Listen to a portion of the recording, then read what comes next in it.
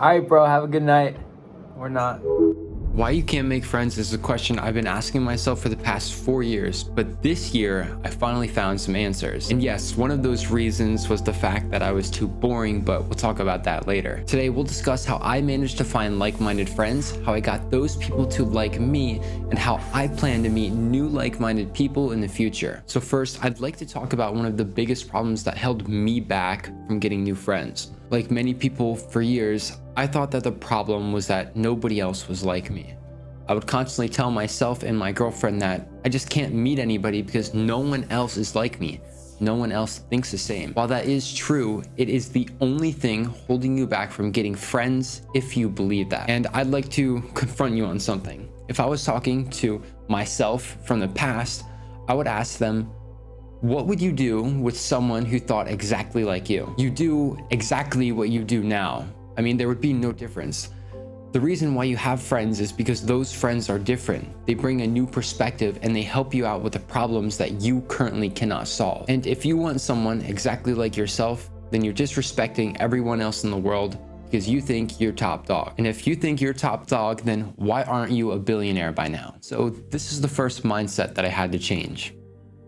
And the way I did this was I came to the realization that I needed new friends. But the funny thing is that I didn't even need new friends. I actually needed to start hanging out with the friends I already had. So I found the friends that were most similar to me. Maybe they had one or two aspects that were similar. For example, one of my friends was very ambitious. He had a very good physique, and that was something that I was trying to improve in my own life. So I started to hang out with him more. I realized that yes, he wasn't perfect, but being around him significantly improved my life. There was aspects of his life that I can take and incorporate into my own life that would make me a better person. And through that one connection, I was able to meet other people who thought the same. And now those people that I met through him have become some of my best friends. But I never would have met them if I continued to look for someone who was exactly like me. We have to realize that that doesn't exist and it's never going to happen. But if you literally have zero friends, which you might, here's another option. Simply identify what you want. Do you want money? Do you want a better physique? Do you want to learn how to box? Pick something that you want to do. Once you have that one thing, let's say boxing, and you know you want to learn how to box, but nobody else you know boxes, then you have to get around people who actually box. I mean, like, yes, this is obvious, but it's not easy to do, and I understand that. But the problem is that if you never go out and say, go to a boxing gym and surround yourself with other people who like to box, you're not going to progress as fast and you're not going to learn from their mistakes. And if you're doing things by yourself, you're probably going to learn the wrong way of doing things. So the solution to that and to meet new people is to literally go to those places that have those people. If you want to learn how to box, then once a month, save up enough money to go to a boxing gym. I don't care how old you are. I don't care what you do. I don't care how much time you have. If you want to do something, you need to dedicate time to go meet people who are already doing that thing. Because once you improve in that one aspect of your life, it is going to be easier to meet other people who want to improve in similar aspects. For example, if you box and you become really good at boxing, you'll be able to teach the new people that come into boxing. But again, let's also say you box and you want to start a business. Well, maybe one of the new people who comes in to start to box already has a successful business. They want to learn how to box and you want to learn how to grow a successful business. You can simply teach them how to box the right way and help them master that skill. And in return, they can help you master the skill of business. That's how you grow connections. You become valuable in something and then you give value to other people. And if you really want to build great friendships, you have to think of giving 80% of the time, which means you want to be providing value 80% of the time and only receiving back value 20% of the time. I learned this from Alex Hormozi and has been extremely useful in my life. Because when you give information or teach someone skills 80% of the time, you're helping them become a better person. And as a result, they're going to feel a little bit indebted to you. And what I mean by that is when you give 80% of the time, You're giving the other person either extra information or tips for them to grow. When they start to grow and excel at whatever they're trying to excel in, they're gonna feel indebted to you because you gave them so much information and value. As a result, when you need something from them, you'll be able to ask them and they'll help you with it. But if you do the opposite and take 80% of their time and 80% of their value and only give back 20%, then they're just not gonna trust you. They're gonna think that you're only using them. And that's obviously not a place you want to be in with your friendships. Now, if you need help becoming a valuable person, then you can watch this video where I go over how to become a valuable person and provide value to other people. Anyways, the next step is very easy, while it's extremely important to maintaining friendships. You see, you can't just talk to somebody once and then expect them to be your friend. I mean, it takes time for someone to actually trust you and to consider you a friend. And one of the only ways to do that is to fill up someone's emotional bank. This is similar to the concept of giving 80% of the time. I learned a very simple way to do this from one of my best friends. He said, whenever you think of somebody more than 2 times, you have to send them a text.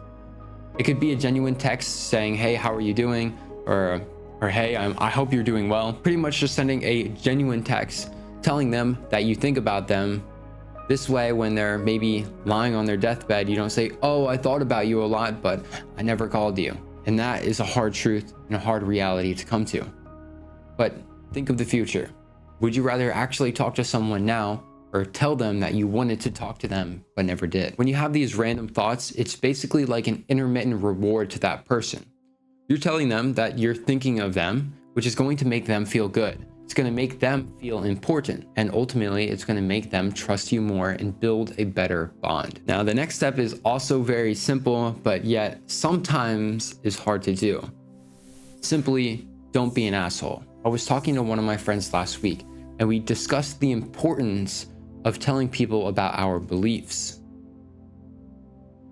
And he gave me a very valuable insight that I know will be useful to you. He said, David, when have I ever told you my beliefs? And I got to thinking, and I quickly realized that for as much as I have talked to him hours on end, the only belief he has ever brought up to me is his belief of God. And the only reason that belief was ever brought up is because every single day he reads the Bible, and every single day that is a part of his life. And because it's a part of his life, I ask questions to him about his belief. Other than that, he has never talked about any other belief, even though we have talked to each other hours on end. He showed me that you can still have an impact in the world, and you can still talk to everyone without saying your beliefs, without singling other people out.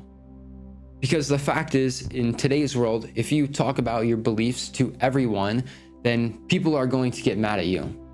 And the only way to avoid that is to not talk about your beliefs, but to act on them. If you don't think cheating is right, then don't cheat. If you're religious, then simply read your scripture. You don't have to go around and tell everyone that you're religious. Just lead by example. And by doing this, you're not going to piss anyone off, which means you'll be able to be friends with a lot of people.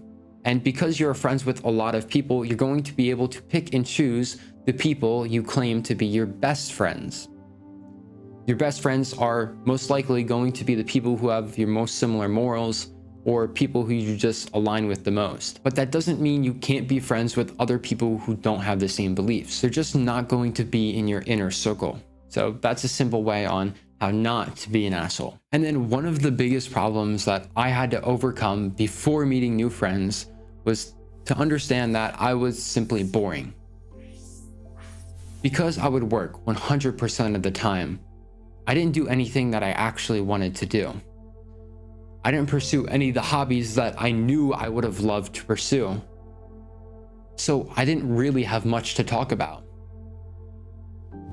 I mean, the fact is that if you're a boring person, then you're only going to have boring topics to talk about. So understand that in order to meet new people who are like you, you're going to have to do the things that they like as well. So if you like boxing, then start going to a boxing gym or start practicing at home.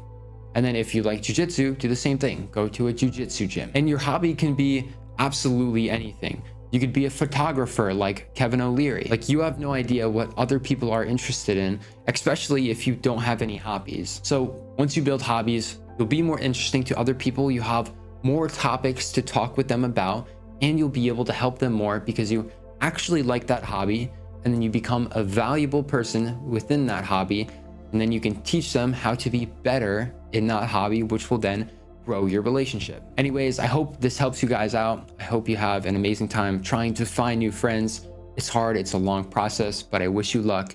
See you later.